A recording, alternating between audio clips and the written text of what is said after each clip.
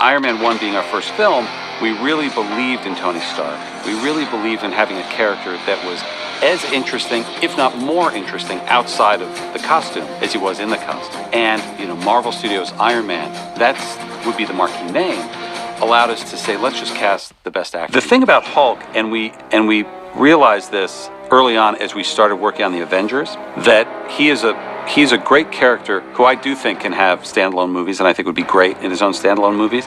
There's a wish fulfillment to Hulk that even the worst of us can be used for good. Tony Stark does that as well as any of the characters. He started off as a narcissistic alcoholic and grew into a hero, which I think makes him eminently relatable, and why he signifies what the Marvel Universe stands for. This notion of the character first, and that heroes are defined through the choices that they make. This is an origin story for Thor. It's not about getting powers. It's about learning how to deal with those powers. It's about going from the petulant son or the prince to more of a noble hero. We've never done something where we had to recreate an actual time in history. And that, of course, is what Captain America is. It takes place from about 1941 to about 1944. Captain America has been portrayed in the comics as everything from a spandex red, white, and blue costume with wings on the side to a very militarized helmet, goggles, canvas pouches all over it. We're going to find something in the middle there. It is always the challenge of our movies. And the big danger of the first Avengers was just getting overwhelmed with action. So many superheroes, so much spectacle, so many visual effects. And we knew there'd be plenty of that. But the most interesting thing about the Avengers is why in the world are all these people in the same room together? And what would they do when they're in the same room together? And Joss Whedon was an amazing writer and had done amazing things, the entire Buffy series. He had written X-Men comics that showed that the character would not get lost amongst the spectacle. He, of course, exceeded all of our wildest expectations twice.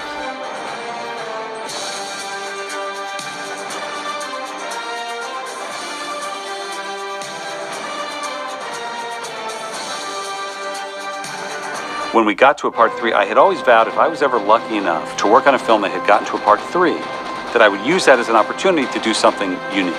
It could be very easy by part 3 to fall into a trap of being too familiar or too similar or just more of the same. And I look back on my favorite film series, and the ones I loved the most were the ones that did unique things in part 3. And those were also the ones that would often continue to 4, 5, 6, 7, 8. You look at the majority of the Marvel characters, and they're all human, and they're all relatable, and they all have flaws, which you hear us talk about a lot. And then you have Thor.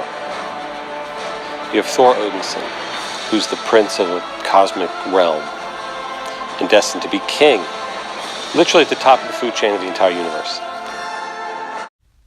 The idea of doing a sequel to a film, a sequel to 2 films, because really this is a sequel to the Avengers as much as it is a sequel to the first Avenger, is a delicate balance. To say we're going to do a sequel, but it's going to be a different genre of film than the first one. First one's a World War II movie. This one very much is a political thriller action film. Guardians of the Galaxy. I always wanted to do a space movie. I always wanted to do a franchise set in outer space. And what we had great access to was the Marvel Comics, which at the time they had relaunched the Guardians characters and included Rocket Raccoon, included Groot, and it seemed like the most unlikely group of misfits ever put on screen. The notion of Ultron as the bad guy in the second Avengers film goes back to conversations we had with Joss during production of the first Avengers film. I remember being in the lab set on the helicarrier and started talking about Vision. I started talking about Ultron. I started talking about Tony being the one to create Ultron, and that it being a spin-off, that here Vision being a spin-off of Jarvis, which had taken off in the Iron Man series. The idea with Ant-Man was always to do a heist film, right, and talk about different genres. Leading up to it, the adventure film, the sci-fi fantasy film, the space opera. We wanted to do a heist film with Ant-Man. And do a giant movie with Age of Ultron, then do something smaller with Ant-Man. Civil War coming at a time in 2016 before an election. For us, it was, hey, there's this great storyline from the comics. that pit Iron Man and Captain America against each other. You could only do that storyline when you'd had enough movies behind you for that to mean anything. To know enough about Tony Stark's point of view, to know enough about Steve Rogers' point of view, to believe they could face off with each other that way and have it be heartbreaking and emotional. Not knowing, of course, that when the film was released, the world would be divided much the same way in the country. I think it's another one of those, even below the surface, we're influenced by real life as we make these movies. And I think that was one of the reasons Civil War touched such a nerve.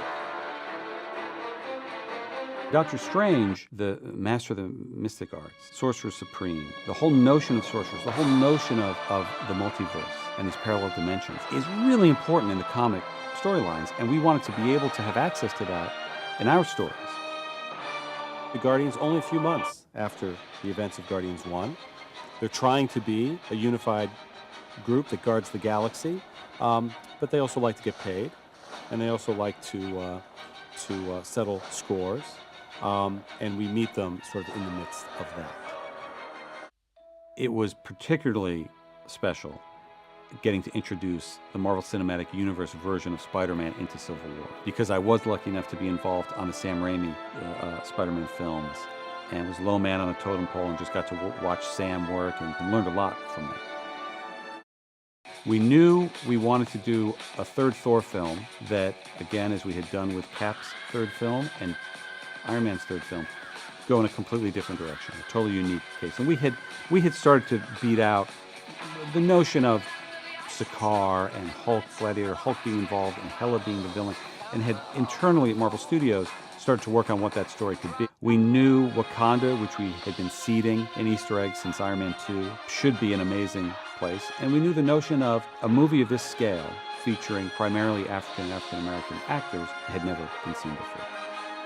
What we always try to do at Marvel Studios is we're building the cinematic universe, is look at the big picture. How can things relate across movies and across years?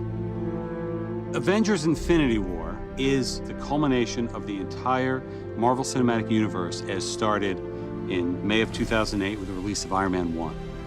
And it really is an unprecedented culmination of a series of films interlinked together, which at the time had never been done before. And for us, the important thing is making it all come together.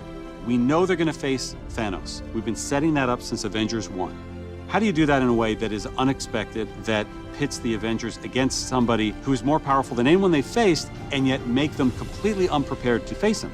Well, tear them apart, which is why we did Civil War before Infinity War. You know, Ant-Man was one of the big exciting surprises of the MCU a number of years ago.